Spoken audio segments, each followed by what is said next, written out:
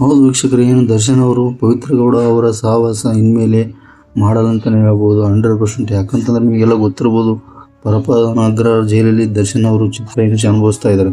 ಇದಕ್ಕೆಲ್ಲ ಕಾರಣ ಪವಿತ್ರ ಗೌಡ ಅಂದರೆ ತಪ್ಪಾಗಲಾರದು. ಯಾಕಂತಂದರೆ ಇದಕ್ಕೆಲ್ಲ ಕಾರಣನೇ ಈ ಪವಿತ್ರ ಗೌಡ. ಮೆಸೇಜ್ ಬಂತು ಹಾಗೆ ಹೀಗೆ ಅಂತೇಳಿ ಈ ರೀತಿ ಘಟನೆ ಆಗೋಯಿತು.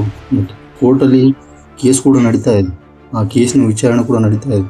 ಈ ಒಂದು ಸಂದರ್ಭದಲ್ಲಿ ದರ್ಶನ್ ಅವರು ಪವಿತ್ರ ಗೌಡ ಅವರ ಮೇಲೆ ಬಹಳಷ್ಟು ಕೋಪಗೊಂಡಿದ್ದಾರೆ ಅಂತಲೇ ಹೇಳ್ಬೋದು.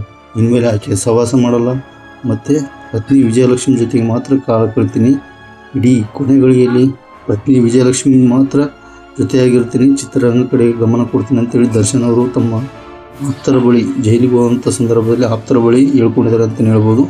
ಇನ್ಮೇಲೆ ಪವಿತ್ರ ಗೌಡ ಅವರ ಮುಖ ಕೂಡ ನೋಡಲ್ಲ ಅಂತೇಳಿ ದರ್ಶನ್ ಅವರು ಖುದ್ದಾಗಿ ಹೇಳಿದ್ದಾರೆ ಅಂತಲೇ ಹೇಳ್ಬೋದು. ಅಷ್ಟು ಅವ್ರ ಮೇಲೆ ಕೋಪ ಇದೆ. ಹಾಗಾಗಿ ಪವಿತ್ರ ಗೌಡ ಅವ್ರ ಸಹವಾಸ ದರ್ಶನ್ ಅವರು ಮಾಡಲ್ಲ ಅಂತೇಳಿ ಮಾಹಿತಿ ಇದೆ ವೀಕ್ಷಕರೇ. ಹಾಗಾಗಿ ಈ ಒಂದು ಮಾಹಿತಿ ಪ್ರಕಾರ ನಿಮಗೆ ಈಗ ಅನಿಸುತ್ತೆ ಕಾಮೆಂಟ್ ಮುಖಾಂತರ ತಿಳಿಸಿ. ದರ್ಶನ್ ಅವರ ಈ ಒಂದು ನಡತೆ ನಿಮಗೆ ಖುಷಿ ತಂದಿರೋ ಲೈಕ್ ಮಾಡಿ, ಕಾಮೆಂಟ್ ಮಾಡಿ, ಶೇರ್ ಮಾಡಿ ವೀಕ್ಷಕರೇ. ನಮ್ಮ ಚಾನಲ್ ಸಬ್ಸ್ಕ್ರೈಬ್ ಮಾಡಿಕೊಂಡು ಲೈಕ್ ಮಾಡಿ ವೀಕ್ಷಕರೇ. ನಮಸ್ಕಾರ.